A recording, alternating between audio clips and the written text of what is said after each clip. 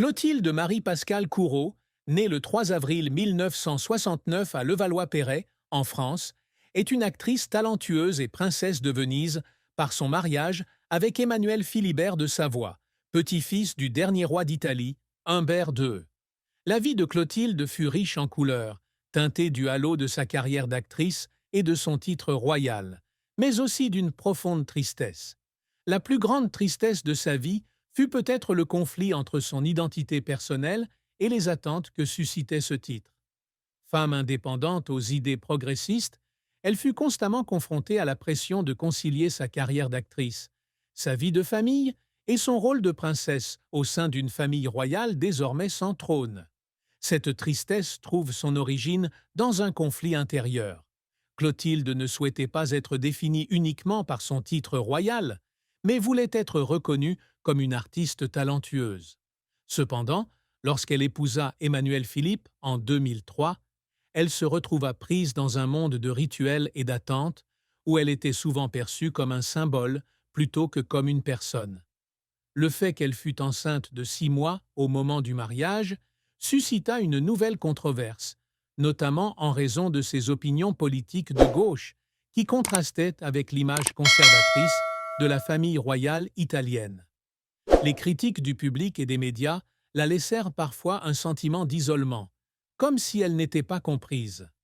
Dans une interview, elle confia qu'être emprisonnée dans l'image d'une princesse l'avait privée d'une partie de la liberté créative qu'elle avait toujours chérie. Par ailleurs, la tristesse de Clotilde fut aggravée par la séparation géographique et émotionnelle d'avec son mari après l'annonce de leur séparation en 2021.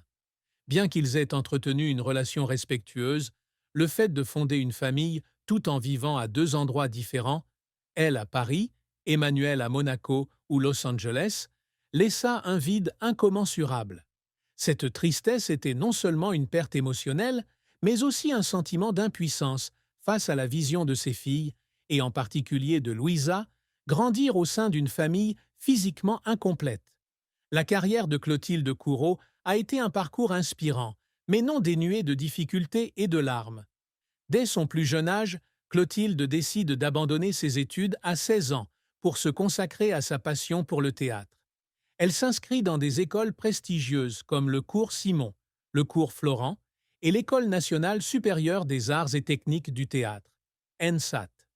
À ses débuts, elle travaille sans relâche, étudiant et jouant dans des compagnies de théâtre, notamment celle de Francis Huster, où elle a l'occasion de travailler avec des acteurs talentueux comme Christiana Reali et Olivier Martinez. Clotilde entre dans le monde du cinéma avec son premier rôle dans Le Petit, Criminel de Jacques Doyon, 1990. Ce rôle lui vaut une nomination au César du meilleur espoir féminin et le prix de la meilleure actrice au Festival du film européen. Ce sera un tournant majeur qui confirmera son talent dans le cinéma français. Elle apparaît ensuite dans plusieurs films marquants, dont Elisa, 1995, pour lequel elle reçoit 2 nouvelles nominations au César, et La Môme, 2007, le biopic sur Édith Piaf, où elle se distingue par un second rôle poignant. En dehors du cinéma, Clotilde brille également au théâtre. Elle joue dans des pièces classiques comme L'Avare de Molière, 1988, et Lorenzaccio d'Alfred de Musset, 1988, acclamée par la critique.